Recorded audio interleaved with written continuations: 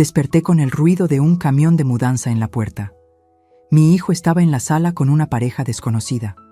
Me dijo: «Mamá, vendí la casa. Ahora vas a vivir en mi garaje». Salí sin decir nada. Solo hice una llamada. 2 horas después: «Me alegra tenerte aquí. Sigue mi historia hasta el final y comenta desde qué ciudad me estás viendo. Así podré ver hasta dónde ha llegado mi historia». El ruido me despertó a las 6:30 de la mañana. Un sonido metálico, pesado, que no pertenecía a mi tranquilo vecindario. Me incorporé en la cama, desorientada, preguntándome qué podía estar haciendo tanto escándalo tan temprano. Mi primera reacción fue de molestia. A los 61 años, valoro mi sueño más que nunca, especialmente después de las noches en vela que he tenido últimamente, preocupándome por las finanzas familiares. Me levanté con cuidado, mis articulaciones protestando por el movimiento brusco, y me acerqué a la ventana de mi habitación. Lo que vi me dejó helada.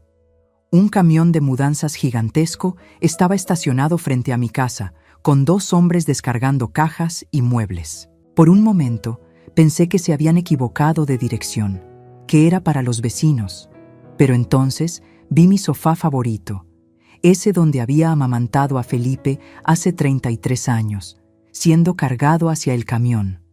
Mi corazón comenzó a latir de una manera que me asustó. Corrí hacia la sala, sin siquiera ponerme una bata sobre mi camisón de dormir. Necesitaba entender qué estaba pasando.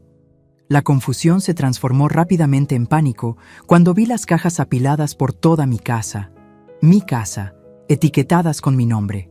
Felipe estaba de pie en el centro de la sala, vestido con su traje de trabajo, verificando algo en su teléfono. A su lado había una pareja que no reconocí. Una mujer rubia de unos 40 años con un bolso designer colgado del brazo, y un hombre mayor que ella, ambos observando la casa como si estuvieran evaluando una propiedad. El estómago se me revolvió. «Felipe», logré articular, mi voz saliendo más débil de lo que esperaba. «¿Qué está pasando aquí?». Mi hijo levantó la vista del teléfono, y por un segundo vi algo en sus ojos que no había visto antes. No era malicia exactamente, pero tampoco era el amor filial que yo esperaba ver. Era indiferencia, como si estuviera manejando un trámite molesto.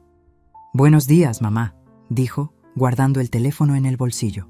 «Te presento a los señores Morrison, los nuevos propietarios de la casa». Las palabras llegaron hasta mí como si vinieran desde muy lejos. Los nuevos propietarios. Mi casa. La casa donde había vivido durante 25 años, donde había criado a Felipe después de que su padre muriera, donde cada rincón tenía una memoria grabada. «No entiendo», susurré, sintiendo como si el piso se estuviera moviendo bajo mis pies. Felipe suspiró, como si fuera él quien estuviera siendo sometido a una situación incómoda. «Mamá, vendí la casa, ya hablamos de esto. No puedes seguir viviendo sola aquí. Es demasiado grande para ti y muy costosa de mantener». Jamás habíamos hablado de eso, nunca. Ni una sola vez Felipe había mencionado vender mi casa. Me aferré al respaldo del único sillón que quedaba en la sala, tratando de procesar lo que estaba escuchando. «Pero Felipe, esta es mi casa», logré decir, aunque mi voz sonaba extraña incluso para mí misma. «Aquí tienes todos tus recuerdos de la infancia. Aquí. Mamá, por favor, no hagas esto más difícil de lo que ya es», me interrumpió con ese tono condescendiente que había empezado a usar conmigo en los últimos años. «Ya tengo todo arreglado. Puedes quedarte en el garaje de mi casa. Clara y yo lo hemos convertido en un pequeño apartamento. Tiene baño propio y todo». Clara, su esposa, la mujer que en 3 años de matrimonio jamás me había dirigido una sonrisa genuina, que siempre encontraba excusas para que Felipe no viniera a visitarme, que me trataba como si fuera una reliquia molesta del pasado de su marido. Los señores Morrison intercambiaron una mirada incómoda. Era evidente que no esperaban presenciar esta conversación. La mujer murmuró algo sobre volver más tarde, pero Felipe negó con la cabeza. «No es necesario, esto será rápido», dijo, y luego se dirigió a mí otra vez. «Mamá, el camión está aquí para llevar tus cosas esenciales a mi casa. Lo demás lo donaremos o lo venderemos». Mis cosas esenciales. como si mi vida entera pudiera reducirse a unas cuantas cajas. Miré alrededor de la sala donde había pasado tantas noches leyendo mientras Felipe hacía su tarea en la mesa del comedor, donde había decorado el árbol de Navidad cada diciembre desde que tenía 3 años, donde había llorado la muerte de mi esposo mientras sostenía a mi hijo de 12 años. Felipe, intenté una vez más, mi voz ahora temblorosa. Por favor, no puedes hacer esto. Esta casa. Mamá, me cortó nuevamente, pero esta vez su voz tenía un matiz de impaciencia que me golpeó como una bofetada. La decisión ya está tomada. Los papeles están firmados. Los Morrison ya pagaron. No hay vuelta atrás. En ese momento, algo se rompió dentro de mí. No fue solo mi corazón, aunque también se partió. Fue algo más profundo, más fundamental. La imagen que tenía de mi hijo, del hombre que había criado con tanto amor y sacrificio, se desintegró frente a mis ojos. Miré a Felipe, realmente lo miré, y por primera vez vi a un extraño. Este hombre de 33 años, con su traje caro y su actitud fría, no era el niño que había consolado durante las pesadillas. No era el adolescente para quien había trabajado turnos dobles para pagar su universidad. No era el joven al que había ayudado a conseguir su primer trabajo. Sin decir una palabra más, me di la vuelta y caminé hacia mi habitación. Escuché que Felipe decía algo a mis espaldas, pero ya no importaba. Cerré la puerta y me senté en el borde de mi cama. La misma cama donde mi esposo había muerto, donde había planeado quedarme hasta mi último día. Tomé mi teléfono con manos temblorosas y marqué un número que tenía memorizado, pero que no había usado en años. Mientras esperaba que contestaran, una calma extraña comenzó a invadirme. No era resignación, era algo diferente, era determinación. Mientras esperaba en esa habitación, escuchando el ruido de mis pertenencias siendo empacadas como si fueran objetos sin valor, los recuerdos comenzaron a llegar en oleadas. No podía evitarlo. Mi mente se transportó automáticamente a hace 21 años, cuando todo cambió para siempre. Roberto había muerto un martes por la mañana. Infarto fulminante a los 42 años, sin advertencia, sin tiempo para despedidas. Un día estaba discutiendo conmigo sobre si Felipe debía tomar clases de piano, y al siguiente estaba en un ataúd. Recuerdo vívidamente estar de pie junto a su tumba, sosteniendo la mano de Felipe de 12 años, prometiéndole en silencio que jamás le faltaría nada. Esa promesa se convirtió en el norte de mi vida durante los siguientes 21 años. Al principio fue devastador. Roberto había sido el sostén económico principal de la familia, y aunque yo trabajaba medio tiempo como asistente administrativa en una oficina médica, mi salario apenas cubría los gastos básicos. La hipoteca de la casa se volvió una montaña imposible de escalar, especialmente cuando Felipe comenzó a mostrar interés por deportes y actividades que requerían equipos costosos. Recuerdo perfectamente la primera vez que tuve que tomar una decisión difícil. Felipe quería jugar fútbol americano en la escuela, pero el equipo costaba $300, sin incluir el casco y las protecciones. Era dinero que simplemente no teníamos. Esa noche, después de que Felipe se durmiera, saqué el joyero de mi cómoda y contemplé el collar de perlas que Roberto me había regalado en nuestro 5º aniversario de bodas. No dudé ni un segundo. Al día siguiente vendí las perlas por $250 y busqué un trabajo de fin de semana limpiando oficinas para completar el resto. Ver la sonrisa de Felipe cuando le dije que sí podía jugar fútbol valió cada hora extra de trabajo, cada dolor de espalda, cada noche sin dormir. Eso fue solo el comienzo. Cuando Felipe tenía 15 años y mostró aptitudes para las matemáticas, conseguí un segundo trabajo nocturno introduciendo datos en una empresa de contabilidad. Trabajaba desde las 11 de la noche hasta las 4 de la madrugada. Llegaba a casa, dormía 3 horas y me levantaba para prepararle el desayuno y llevarlo a la escuela. Los fines de semana limpiaba casas para ganar dinero extra para sus clases de tutoría. Felipe nunca supo sobre los trabajos nocturnos. Le decía que tenía insomnio y que aprovechaba para hacer cosas de la casa. No quería que se sintiera culpable o que pensara que éramos pobres.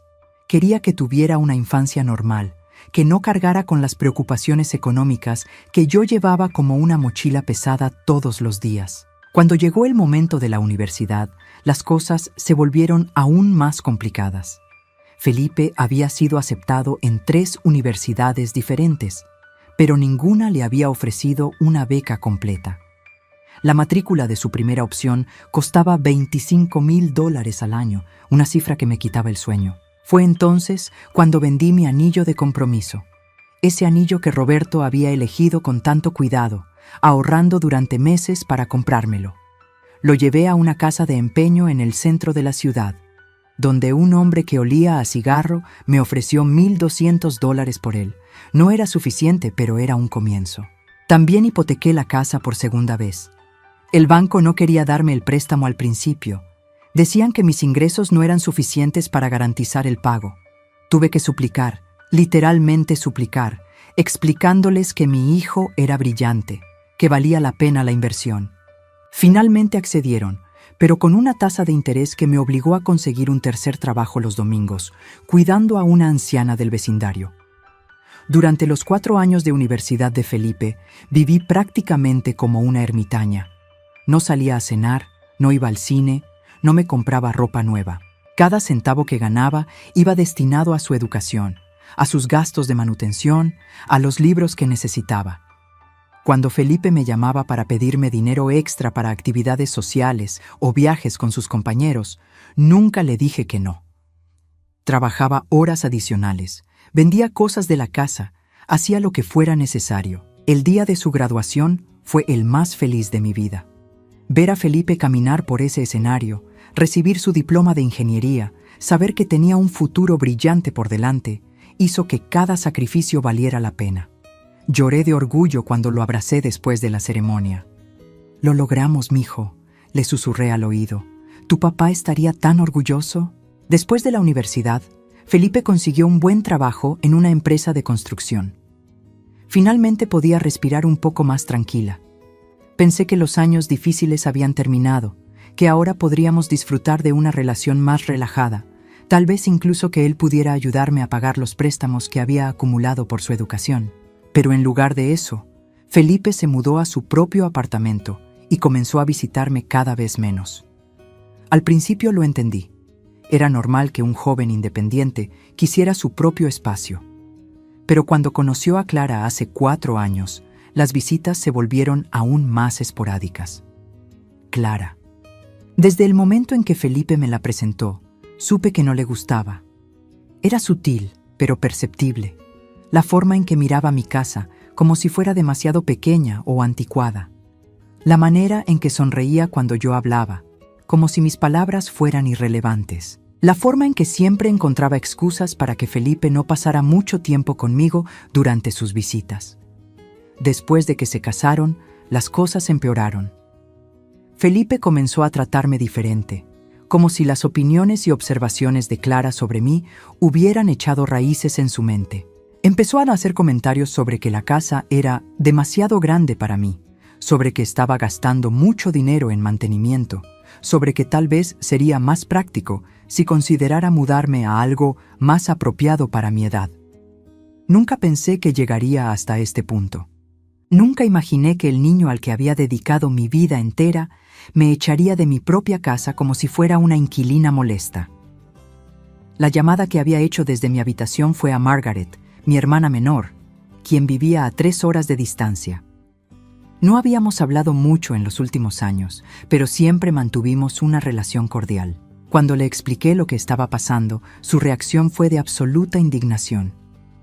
«Adriana, vente a quedar conmigo hasta que resolvamos esto», me había dicho sin dudar. «No puedes quedarte en el garaje de ese malagradecido». 2 horas después, Margaret llegó con su camioneta. Para entonces, Felipe y los Morrison ya se habían marchado, dejándome con 3 cajas de pertenencias esenciales que alguien más había empacado por mí. No habían incluido ninguna de las fotografías familiares que estaban en la repisa de la chimenea, ni el álbum de bodas, ni siquiera las cartas que Roberto me había escrito durante nuestro noviazgo. El viaje a casa de Margaret transcurrió en silencio las primeras 2 horas. Yo no tenía palabras para describir el vacío que sentía. y ella parecía entender que necesitaba procesar lo que había pasado. Fue solo cuando estábamos llegando a su casa que finalmente hablé. «Margaret, necesito preguntarte algo», dije, mirando por la ventana hacia los campos que se extendían a ambos lados de la carretera. «¿Tú crees que Roberto hubiera querido que Felipe hiciera esto?» Mi hermana frenó el auto tan bruscamente que ambas nos sacudimos hacia adelante. Se orillaron en el acotamiento y me miró con una expresión que no pude descifrar. «Adriana», dijo lentamente, «por favor dime que no has olvidado lo del testamento». Un frío extraño comenzó a recorrer mi columna vertebral. ¿Qué testamento? Margaret me miró fijamente, como si estuviera viendo a un fantasma. El testamento de Roberto, el que firmó 3 meses antes de morir. Adriana, tú estuviste presente cuando el abogado nos explicó todo. La memoria llegó de golpe, como una ola gigantesca que había estado contenida durante 21 años. Roberto había insistido en hacer un testamento después de que su padre muriera y la familia tuviera problemas legales por la herencia. Fuimos juntos a la oficina del abogado Thompson, un hombre mayor con anteojos gruesos que olía a tabaco de pipa. Pero yo había estado tan abrumada por el dolor de la pérdida, tan concentrada en cuidar a Felipe y mantener la familia a flote, que había bloqueado muchos de los detalles de esas primeras semanas después del funeral. Los recuerdos existían, pero estaban enterrados bajo capas de supervivencia y agotamiento. «Margaret», susurré, sintiendo como si el mundo estuviera girando demasiado rápido. Yo no recuerdo qué decía exactamente. Mi hermana cerró los ojos y respiró profundamente. «Adriana, Roberto te dejó 2 propiedades además de la casa familiar. Una casa pequeña en Riverside que había heredado de su tía Marlene y un dúplex en el centro que había comprado como inversión 2 años antes de morir. También hay una cuenta de ahorro que ha estado acumulando intereses durante todos estos años». Me quedé completamente inmóvil. Era como si Margaret estuviera hablando de la vida de otra persona, no de la mía. Eso es imposible. Yo hubiera recordado algo así. «El abogado Thompson te dio todos los documentos», continuó Margaret, ahora con voz más suave. «Pero estabas tan destrozada por la muerte de Roberto, tan concentrada en Felipe, que dijiste que te encargarías de todo más adelante. Guardaste los papeles en una caja y nunca volviste a sacarlos». La caja. Recordé vívidamente una caja de cartón café que había estado en el closet de mi habitación durante años. Siempre había pensado que contenía documentos viejos de impuestos y papeles sin importancia de Roberto. Nunca la había abierto porque me dolía demasiado tocar sus cosas. «Margaret», logré articular, aunque mi voz sonaba extraña. «¿Estás segura de que esas propiedades siguen siendo mías?» «Adriana, por supuesto que siguen siendo tuyas. Nadie puede quitarte lo que Roberto te dejó legalmente. Además, recuerdo que el abogado Thompson estableció un fideicomiso para que las propiedades se mantuvieran y los ingresos de alquiler se depositaran automáticamente en una cuenta especial». Mi mente comenzó a funcionar a toda velocidad. Si lo que Margaret decía era cierto, entonces yo no era la mujer indigente que Felipe creía que era. No era una carga económica que necesitaba caridad o un lugar en su garaje. Era una mujer independiente que había tenido recursos propios durante más de 2 décadas sin saberlo. Cuando llegamos a casa de Margaret, lo primero que hice fue llamar a Felipe. No contestó. Le dejé un mensaje de voz. «Felipe, soy tu madre. Necesito que me traigas una caja de cartón café que está en el closet de mi habitación, en la repisa de arriba. Es urgente. Por favor, tráemela esta noche». Felipe me devolvió la llamada 3 horas después, y su tono seguía siendo el mismo de condescendencia que había usado esa mañana. «Mamá, ya no puedes entrar a la casa. Los Morrison se van a mudar mañana. Si necesitas algo específico, dime qué es, y yo veré si lo puedo encontrar». «Es una caja café con documentos importantes», le expliqué, tratando de mantener la calma. «Está en mi closet, en la repisa de arriba. Tiene papeles de tu padre». Hubo una pausa larga. «¿Documentos de papá?» «Mamá, papá murió hace 21 años. ¿Qué documentos pueden ser tan importantes después de tanto tiempo? Solo tráeme la caja, Felipe. Por favor. Otra pausa. Está bien, pero será la última vez que pueda entrar a la casa. Los Morrison van a cambiar las cerraduras mañana. Margaret y yo esperamos hasta las 10 de la noche.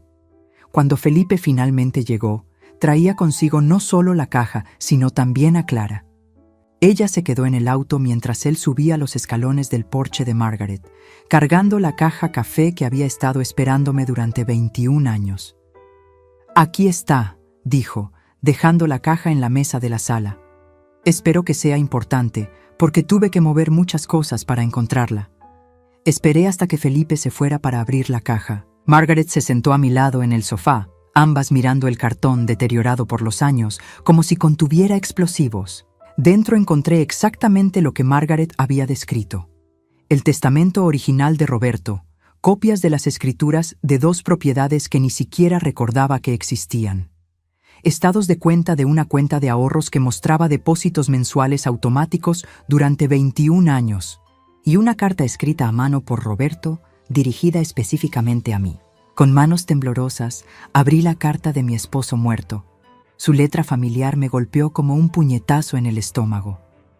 «Mi querida Adriana», comenzaba, «si estás leyendo esto, significa que ya no estoy contigo para cuidarte como prometí el día de nuestra boda. Estas propiedades son para ti, para que nunca dependas de nadie más. Quiero que Felipe herede cuando tú ya no estés, pero mientras vivas, estos son tus recursos para hacer lo que te haga feliz. No sacrifiques tu bienestar por nadie más, ni siquiera por nuestro hijo. Eres más fuerte de lo que crees y mereces vivir en tus propios términos». Cuando terminé de leer, Margaret y yo nos quedamos sentadas en silencio durante varios minutos. Finalmente, mi hermana me puso una mano en el hombro. «Adriana», dijo suavemente, «¿te das cuenta de lo que esto significa?» Asentí lentamente, sintiendo como si estuviera despertando de un sueño de 21 años. No solo tenía propiedades y dinero que Felipe desconocía completamente, sino que tenía opciones, tenía poder, tenía la capacidad de elegir mi propio destino. Esa noche no pude dormir. Me quedé despierta en la habitación de huéspedes de Margaret, leyendo y releyendo cada documento que había encontrado en la caja. Los números eran abrumadores. La cuenta de ahorros había crecido hasta alcanzar $47,000, alimentada por los ingresos de alquiler de las 2 propiedades que había olvidado que tenía. El dúplex en el centro había estado siendo administrado por una empresa de bienes raíces durante todos estos años, generando $1,200 mensuales en ingresos. La casa en Riverside, más pequeña pero en un vecindario que se había valorizado considerablemente, producía $900 al mes. Durante 21 años, mientras yo trabajaba múltiples empleos y vendía mis pertenencias para pagar la educación de Felipe, había tenido $2,100 mensuales entrando automáticamente a una cuenta que había olvidado que existía. A las 6 de la mañana ya tenía un plan. Lo primero que hice fue llamar a la empresa de bienes raíces que había estado administrando mis propiedades. Una mujer llamada Patricia me explicó que habían estado enviando estados de cuenta anuales a mi dirección, pero que como nunca había respondido, asumieron que simplemente no necesitaba gestión activa de las propiedades. «Señora Adriana», me dijo Patricia con voz profesional pero amable, «sus propiedades han sido muy estables. El dúplex tiene inquilinos excelentes que han estado ahí por 5 años. Y la casa de Riverside acaba de ser renovada porque el inquilino anterior se mudó el mes pasado. Podríamos aumentar el alquiler a $1,100 mensuales ahora que está actualizada». El segundo paso fue visitar un banco diferente al que había estado usando durante años. No quería encontrarme con ninguno de los empleados que conocían mi historia de préstamos y dificultades financieras. En el banco nuevo me trataron como lo que realmente era: una mujer con activos sólidos e ingresos estables. El asesor financiero, un hombre joven llamado David, revisó mis documentos con creciente respeto. «Señora Hernández», me dijo después de revisar todo, «usted tiene una posición financiera muy sólida. Con los ingresos de alquiler y sus ahorros, podría fácilmente calificar para una hipoteca de una casa nueva si eso es lo que desea». Pero yo no quería una casa nueva. Tenía una idea diferente. Esa tarde, conduje hasta Riverside para ver la casa que Roberto me había dejado. Era pequeña pero encantadora, con un jardín frontal bien cuidado y ventanas que daban a un parque. La empresa de bienes raíces me había enviado fotos de la renovación reciente. Pisos de madera pulidos, cocina actualizada, baño remodelado. Era perfecta para una mujer de 61 años que quería un nuevo comienzo. Lo más importante era que estaba a solo 40 minutos de donde vivía Felipe, pero lo suficientemente lejos como para tener mi propia vida independiente. No sería una huida dramática, sería una transición elegante hacia la vida que debería haber estado viviendo durante décadas. El tercer paso fue el más difícil emocionalmente. Tenía que decidir qué hacer con Felipe. Durante 3 días, evité sus llamadas. Sabía que estaba preocupado porque no me había presentado en su casa para mudarme al garaje como había planeado. Margaret me contó que había llamado preguntando por mí, pero ella simplemente le había dicho que estaba procesando los cambios y que me contactaría cuando estuviera lista. Finalmente, decidí que era hora de enfrentar la situación. Pero no iba a hacerlo como la madre suplicante y necesitada que él esperaba. Iba a hacerlo como la mujer independiente que acababa de redescubrir que era.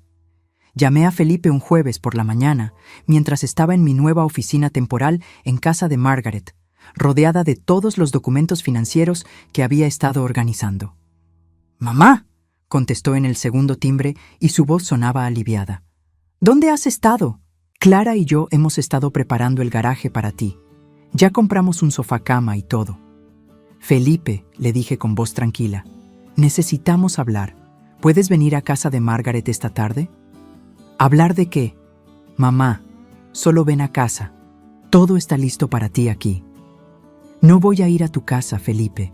Tengo otras opciones». Hubo una pausa larga. «¿Qué otras opciones?»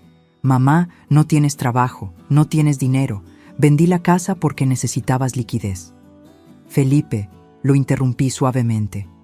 «¿Alguna vez te preguntaste si yo quería que vendieras mi casa?» Otra pausa, esta vez más incómoda. «Mamá, pensé que era obvio. No podías mantenerla. Los gastos eran demasiado altos para tu pensión. ¿Cuándo te dije que no podía mantenerla?» Silencio total. Podía escuchar su respiración a través del teléfono y sabía que estaba empezando a darse cuenta de que había hecho suposiciones que nunca había verificado conmigo.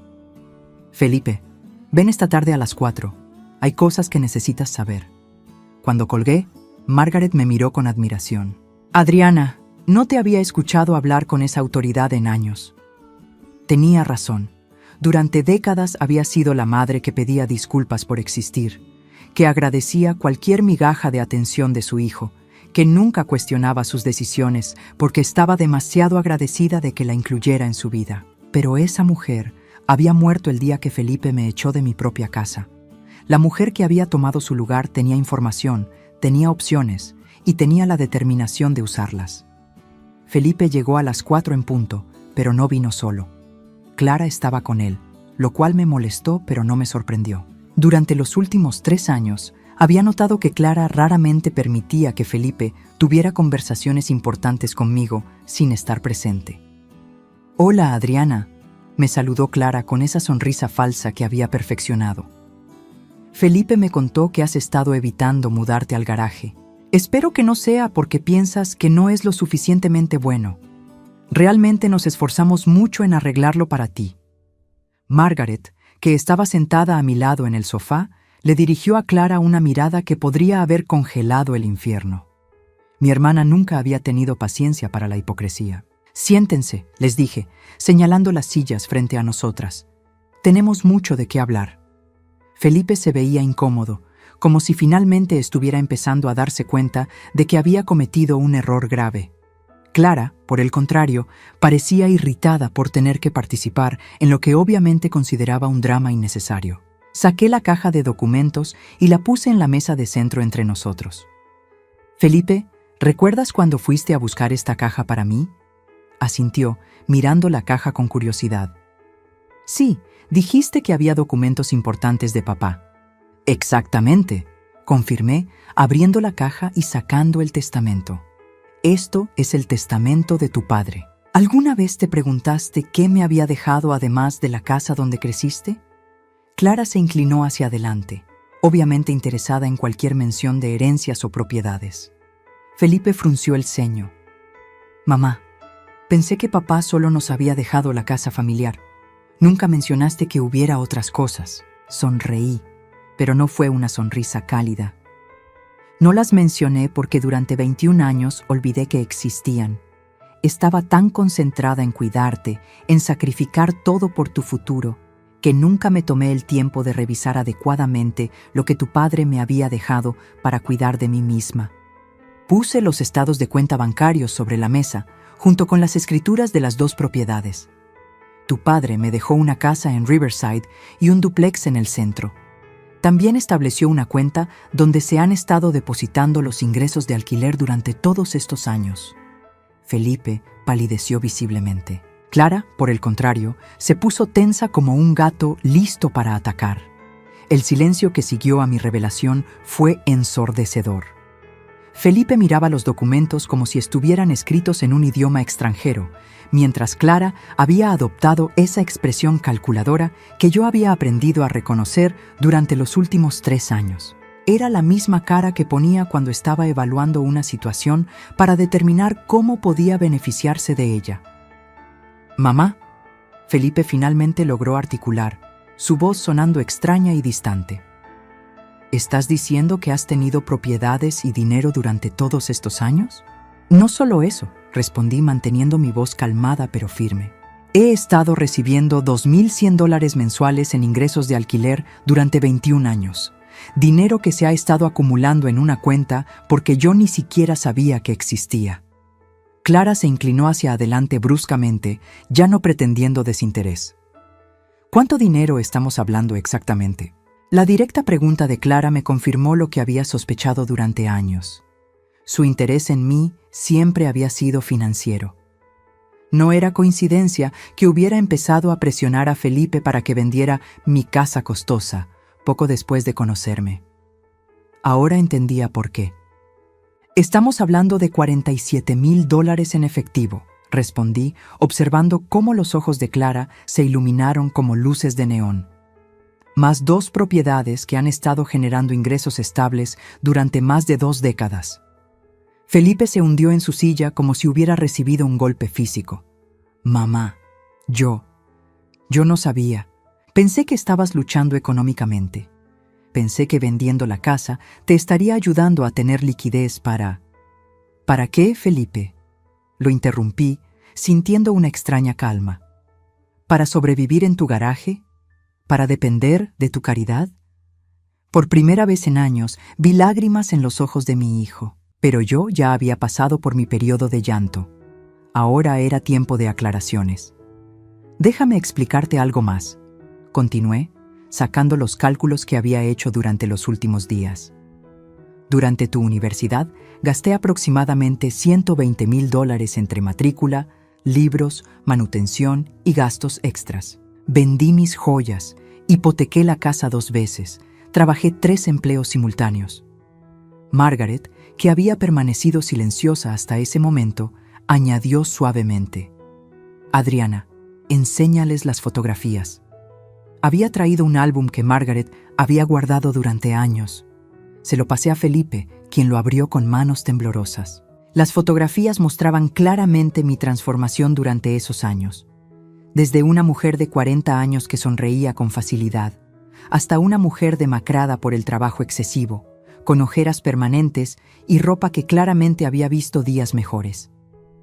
«Esta soy yo durante tu 2º año de universidad», le dije, señalando una foto donde claramente había perdido mucho peso. «Estaba trabajando 18 horas diarias para pagar tus gastos.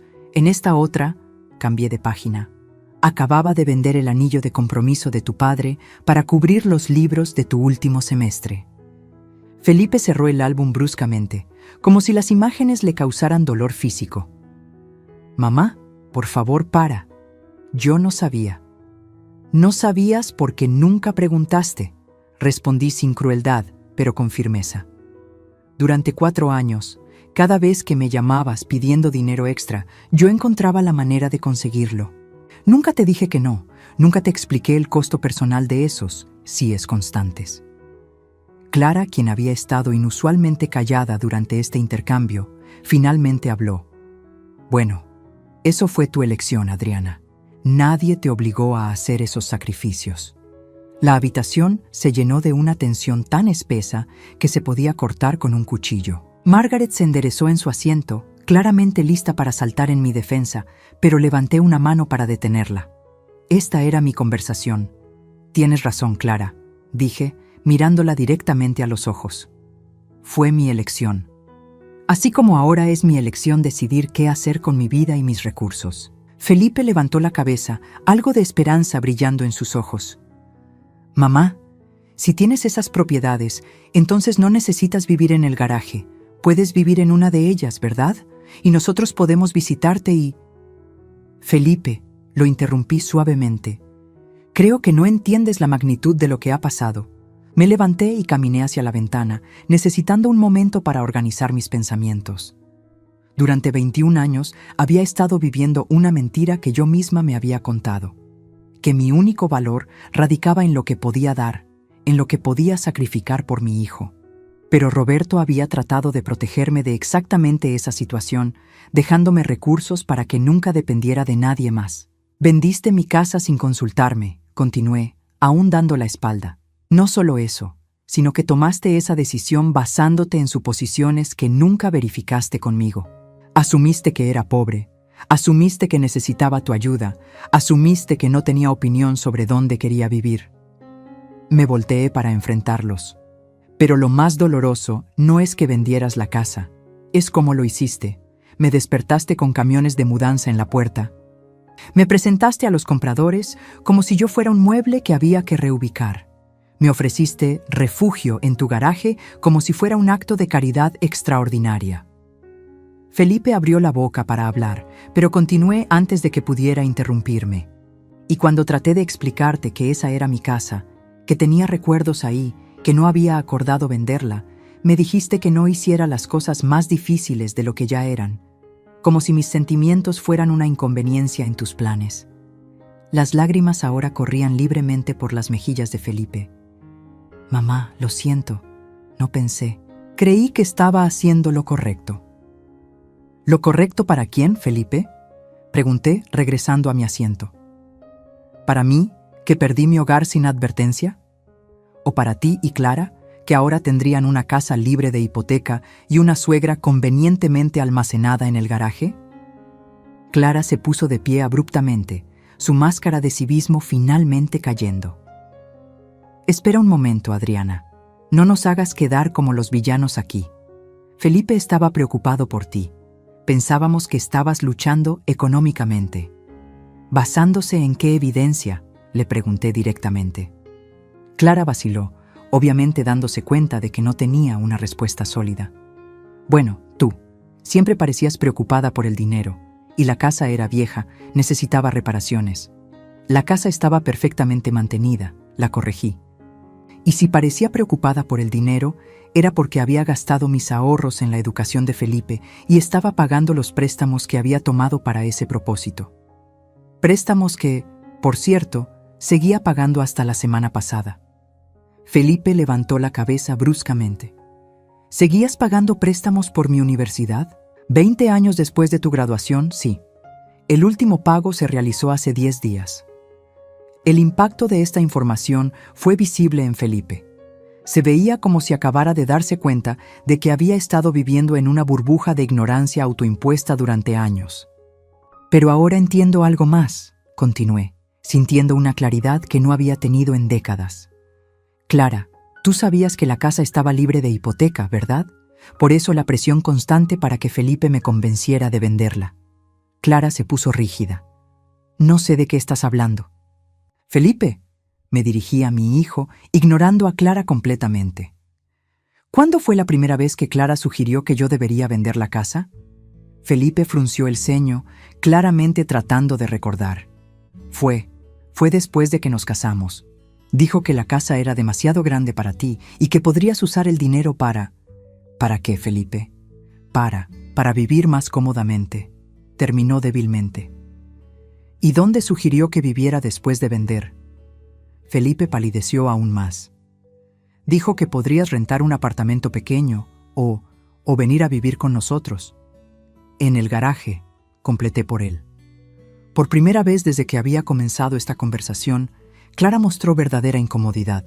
Era evidente que había calculado mal, asumiendo que yo era exactamente lo que parecía, una viuda mayor sin recursos, dependiente de la generosidad de su hijo. Mañana, anuncié, me mudaré a mi casa en Riverside. Es pequeña, pero perfecta para mí. También voy a empezar a gestionar activamente mis propiedades de alquiler. Felipe se veía devastado. Mamá, por favor. Sé que cometí un error terrible, pero podemos arreglarlo. Podemos. Felipe, lo interrumpí gentilmente. Durante 21 años basé todas mis decisiones en lo que era mejor para ti. Ahora es tiempo de que tome decisiones basadas en lo que es mejor para mí. 3 meses después, estaba sentada en el porche de mi casa en Riverside, tomando café mientras leía el periódico matutino. El jardín que había estado descuidado cuando me mudé ahora florecía con rosas que yo misma había plantado.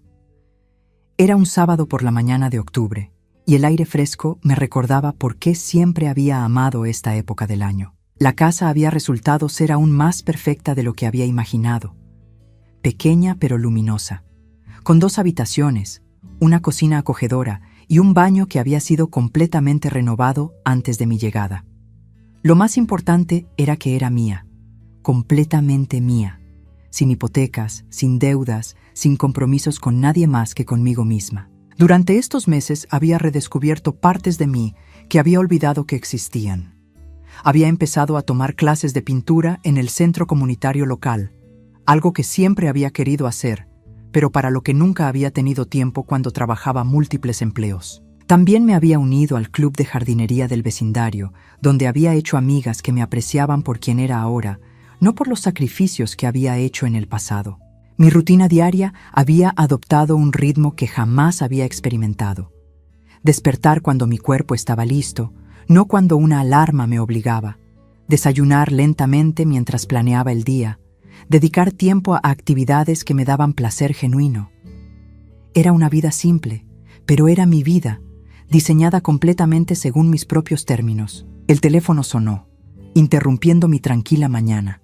Era Patricia, la administradora de propiedades, quien ahora se había convertido en una aliada valiosa en mi nueva vida independiente. «Buenos días, Adriana». Me saludó con la calidez que había desarrollado durante nuestros meses de trabajo conjunto. «Tengo noticias excelentes. Los inquilinos del dúplex quieren renovar su contrato por 2 años más y están dispuestos a aceptar el aumento de alquiler que habíamos discutido». Sonreí, sintiendo una satisfacción que no tenía nada que ver con el dinero y todo que ver con la competencia. «Perfecto, Patricia. Autoriza la renovación». Después de colgar, reflexioné sobre cómo había cambiado mi relación con el dinero. Durante décadas, había sido una fuente de ansiedad constante, algo que nunca era suficiente, algo por lo que tenía que sacrificar salud y bienestar. Ahora era simplemente una herramienta que me daba opciones y seguridad. Con los ingresos de alquiler y mis ahorros acumulados, tenía más que suficiente para vivir cómodamente sin trabajar. Pero había decidido que quería explorar oportunidades que me dieran propósito. Había empezado a ofrecerme como voluntaria en un centro de alfabetización para adultos, enseñando a mujeres mayores a leer y escribir. Era un trabajo que me llenaba de una manera que ningún empleo anterior había logrado, porque lo hacía por elección, no por necesidad. El sonido de un auto en mi entrada me sacó de mis reflexiones. Reconocí inmediatamente el motor del Honda de Felipe. Durante los últimos 3 meses, había venido a visitarme cada 2 semanas, siempre solo. Era una condición que había establecido claramente. Si quería reconstruir nuestra relación, tenía que ser entre nosotros 2, sin la influencia constante de Clara. Felipe se bajó del auto cargando una pequeña planta en maceta, algo que había empezado a hacer en las últimas visitas. Era su manera de contribuir a mi jardín, su forma de mostrar que prestaba atención a las cosas que me importaban ahora. «Buenos días, mamá», me saludó subiendo los escalones del porche. Se veía mejor que la última vez que lo había visto. Menos tenso, más presente. «Buenos días, mijo», respondí, usando el término cariñoso que no había utilizado en meses. Se lo había ganado gradualmente, a través de conversaciones honestas y cambios genuinos en su comportamiento. Se sentó en la silla junto a la mía, la misma rutina que habíamos desarrollado durante estas visitas. Primero tomábamos café juntos en el porche, luego él me ayudaba con algún proyecto en la casa o el jardín, y finalmente hablábamos. Conversaciones reales, no las interacciones superficiales que habían caracterizado nuestra relación durante años. «¿Cómo estuvo tu semana?», me preguntó, y pude ver que realmente quería saber la respuesta. Le conté sobre mis clases de pintura, sobre la nueva amiga que había hecho en el club de jardinería, sobre los progresos de mis estudiantes en el centro de alfabetización. Felipe escuchaba con atención, hacía preguntas, mostraba interés genuino en mi vida. Era una versión de mi hijo que no había visto en años. «Mamá», dijo después de un rato, «hay algo que he estado queriendo decirte». Me tensé ligeramente. Durante los últimos meses habíamos evitado conversaciones sobre el pasado, concentrándonos en construir algo nuevo en el presente. Pero sabía que eventualmente tendríamos que abordar los temas más profundos. «Clara y yo estamos en terapia de pareja», continuó, mirando hacia el jardín en lugar de hacia mí. «Y yo también estoy yendo a terapia individual». Esto me sorprendió. Felipe nunca había sido alguien que creyera en la terapia o que admitiera necesitar ayuda externa. «El terapeuta me ha estado ayudando a entender cómo permití que mi relación contigo se deteriorara tanto», prosiguió. «Me está ayudando a ver patrones que no quiero repetir». Esperé en silencio, dándole espacio para continuar. Me di cuenta de que durante años dejé que Clara tomara decisiones sobre nuestra familia sin consultarte, sin considerarte realmente como parte de esas decisiones. Y peor aún, adopté sus perspectivas sobre ti sin cuestionarlas. Sus palabras me llegaron profundamente, no solo porque representaban una disculpa, sino porque mostraban una comprensión real de lo que había pasado. «También entendí algo más», añadió, finalmente volteando a mirarme. «Durante toda mi vida adulta, te traté como si fueras mi empleada emocional, no mi madre. Esperaba que estuvieras disponible cuando te necesitara, que te sacrificaras por mis necesidades, que fueras agradecida por cualquier atención que te diera. Nunca te traté como una persona independiente con sus propios deseos y necesidades». Sentí lágrimas formándose en mis ojos, pero no eran lágrimas de tristeza. Eran lágrimas de alivio, de validación, de esperanza. «Felipe», dije suavemente, «aprecio que hayas llegado a esas conclusiones y aprecio que estés trabajando en cambiar. ¿Hay alguna posibilidad de que podamos reconstruir nuestra relación?», preguntó, y por primera vez en años su voz llevaba vulnerabilidad genuina en lugar de expectativa de que yo dijera automáticamente que sí. Consideré su pregunta cuidadosamente. «Creo que ya estamos en ese proceso», respondí finalmente. «Estas visitas, estas conversaciones, el respeto que me has mostrado durante los últimos meses, eso es reconstruir una relación». Felipe asintió, claramente aliviado. «¿Y Clara?», suspiré profundamente. Esta era la parte más complicada. Felipe, Clara y yo tenemos una historia de desconfianza mutua que va a ser muy difícil de superar. Pero si ella realmente está trabajando en cambiar, si está dispuesta a tratarme con respeto genuino, entonces podemos intentar encontrar una manera de coexistir civilizadamente. «Ella quiere disculparse contigo», dijo Felipe. «Ha estado pidiendo que le dé la oportunidad de hablar contigo». «Tal vez», respondí, «pero será cuando yo esté lista y bajo mis términos». Felipe sonrió por primera vez en la conversación. «Me parece justo». Pasamos el resto de la mañana trabajando juntos en el jardín, plantando la nueva adición que había traído y reorganizando algunas de las plantas que había establecido durante el verano. Era trabajo físico, pero también era terapéutico, simbólico de nuestro proceso de sembrar algo nuevo entre nosotros. Cuando Felipe se preparó para irse, me dio un abrazo que se sintió diferente a cualquier abrazo que habíamos compartido en años. No era el abrazo obligatorio de un hijo que cumple con sus deberes filiales, sino el abrazo genuino de una persona que valoraba a otra. Te amo, mamá, me dijo al despedirse. Y lamento profundamente haber tardado tanto en demostrártelo de la manera correcta. Yo también te amo, mijo, respondí, y estoy orgullosa de la persona en la que te estás convirtiendo. Después de que se fue, me quedé en el porche viendo el atardecer. En la distancia podía escuchar a los niños del vecindario jugando en el parque, el sonido de la vida continuando su curso natural. Por primera vez en décadas, me sentía completamente en paz con mi lugar en el mundo. No había venganza en mi historia, no había dramáticos enfrentamientos públicos o castigos elaborados. En cambio, había algo mucho más poderoso: la recuperación de mi propia dignidad, la redefinición de mis relaciones en términos de respeto mutuo y el descubrimiento de que la verdadera libertad llegaba cuando dejaba de vivir para las expectativas de otros y empezaba a vivir para mí misma. Esa noche, antes de dormir, abrí el último cajón de mi cómoda donde guardaba la carta que Roberto me había escrito 21 años atrás. La releí una vez más, sonriendo al darme cuenta de que finalmente había seguido su consejo. Estaba viviendo en mis propios términos, había dejado de sacrificar mi bienestar por otros y había redescubierto mi propia fuerza. Gracias, mi amor, susurré a la fotografía de Roberto que tenía en mi mesa de noche. Tardé un poco, pero finalmente encontré el camino.